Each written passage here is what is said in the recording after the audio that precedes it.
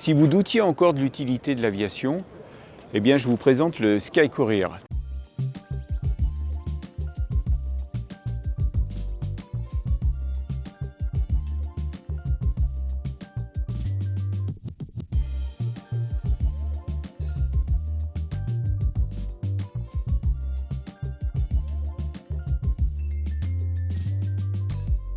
Le Sky Courier, c'est un avion qui n'a rien d'extraordinaire. C'est un avion qui n'est pas très rapide, 200 nœuds, c'est-à-dire à peu près 350 km/h. Il n'a pas une très grande autonomie, à peu près 900 nautiques, 1700 km de distance franchissable. Mais en fait, c'est pas ça qui est important sur ce genre d'avion, c'est de trouver le bon compromis entre la vitesse et la distance, plutôt autour de 500 km. Et c'est pour permettre de desservir des lignes très particulières comme on va le voir un peu plus tard. C'est un avion qui n'est pas forcément très rapide, qui n'a pas de très grandes jambes comme on dit, mais c'est surtout un avion qui passe partout et qui répond à un besoin, ou je dirais plutôt à une série de besoins qui ont été très bien identifiés par Cessna. Cessna a imaginé le Sky Courier pour transporter à la fois des passagers, mais aussi du fret, et puis même plus récemment dans une version combi où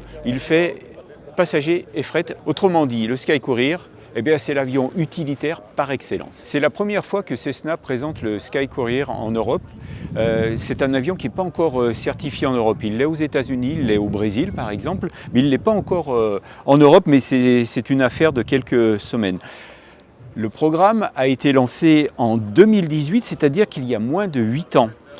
Il s'est parti d'une feuille blanche. Et donc, c'est-à-dire qu'il est parti de zéro, en fait pas de zéro non justement.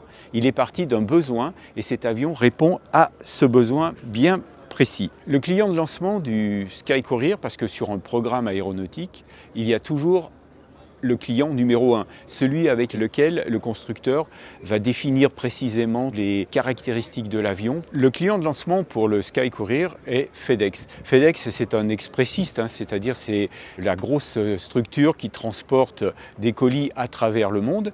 Et justement, le Sky Courier, c'est un peu le chaînon qui relie le gros porteur qui sillonne le monde et la camionnette qui va de l'aéroport jusque chez vous. Il a été conçu, le Sky Courier, pour recevoir les conteneurs, les mêmes conteneurs qu'on trouve dans les gros porteurs de FedEx. Le Sky Courier peut contenir jusqu'à 3 conteneurs. Et donc en même temps que Cessna développait la version cargo pour FedEx, Cessna a travaillé sur une version passager. Les deux ont été développés en parallèle. L'objectif de Cessna avec le Sky Courier, c'était de faire un avion utilitaire. Donc utilitaire, ça veut dire facile à mettre en œuvre et disponible tout le temps. Donc il a pris des options vraiment classiques en ce qui concerne la construction de cet avion. La première illustration, c'est cette aile haute, la même qu'on retrouve sur le Caravan de Cessna. Donc ça, c'est du très classique. On la retrouve même, je dirais, sur les avions écoles, les Cessna 172, 182. Mais c'est aussi un avion rustique. Et quand je dis rustique, il ne faut pas vous méprendre sur ce que je veux dire. C'est pas péjoratif quand je dis rustique. Rustique, ça veut dire, par exemple, à l'époque du tout composite, du carbone, Cessna a choisi de faire un avion métallique. Alors métallique, on le voit, il y a des rivets partout. L'avantage, c'est que c'est léger. Et puis ensuite, ça se répare très facilement. C'est-à-dire que si l'avion prend un pet quelque part, on peut le réparer et il n'est pas immobilisé pendant des semaines, ce qui serait le cas par exemple avec un avion composite. Et puis côté motorisation, là aussi, Cessna a fait dans le très classique en choisissant la turbine PT6 de Pratt & Whitney. Donc elle est omniprésente sur tous les avions, quelle que soit leur taille. Les avions avec un seul moteur ou avec 2 moteurs, on la retrouve partout. Ça veut dire quoi ? Ça veut dire que c'est une motorisation qui est fiable. On n'aura pas de surprise. C'est pas la motorisation qui va vous faire aller loin et vite. Non, c'est une motorisation qui va vous permettre d'aller à destination sans surprise. Et avec la turbine PT6, on retrouve la traditionnelle et je dirais même la classique hélice 4 pales de bac collet. Et pour alimenter ces 2 turbines, Cessna a fait le choix d'un seul point fixe sous pression, ce qui fait que ça réduit également le temps d'avitaillement, comme on dit, c'est-à-dire de faire les pleins, et ça permet de faire des allers-retours beaucoup plus rapidement. Et toujours par pragmatisme, Cessna a fait le choix d'un train fixe. Alors l'avantage du train fixe, c'est que c'est beaucoup plus léger, il n'y a pas tout le système pour le faire rentrer, mais surtout, c'est qu'un train fixe, on est sûr de jamais se poser sur le ventre. Le projet a été lancé fin 2018 aux États-Unis lors de la convention de la NBA. L'avion a été certifié en 2022, c'est-à-dire 4 ans après seulement. Il a été livré dans la foulée à FedEx. Le premier exemplaire en version passager a été livré dans la foulée quelques mois après à Hawaï à une compagnie américaine. Ces 2 premières livraisons ont vraiment lancé le programme et depuis donc les commandes et les livraisons s'enchaînent. La dernière commande en date émane de la Belgique qui a voulu doter ses forces militaires de 5 avions pour faire du transport de passagers, du transport de matériel rapide et puis également pour des évacuations sanitaires. Et donc c'est aussi une première application militaire pour le Sky Courier. Le Sky Courier, c'est vraiment un avion utilitaire qui est fait donc pour desservir des aéroports internationaux, mais également pour aller se poser sur des pistes non préparées, c'est-à-dire là, quasiment ou en plein milieu de la brousse. Il existe même un kit appelé kit gravier qui permet de protéger les antennes qui sont dessous, protéger le train d'atterrissage, ça évite les projections. Cet avion donc, peut aller se poser sur des pistes non préparées, il va vraiment partout. Et en plus, donc c'est un avion qui est autonome, il n'a pas besoin d'une assistance aéroportuaire. On voit ici donc l'échelle est intégrée pour le pilote, c'est un escabeau escamotable pour le pilote et pour les passagers, pas besoin d'aller chercher un escabeau avec un traquemar.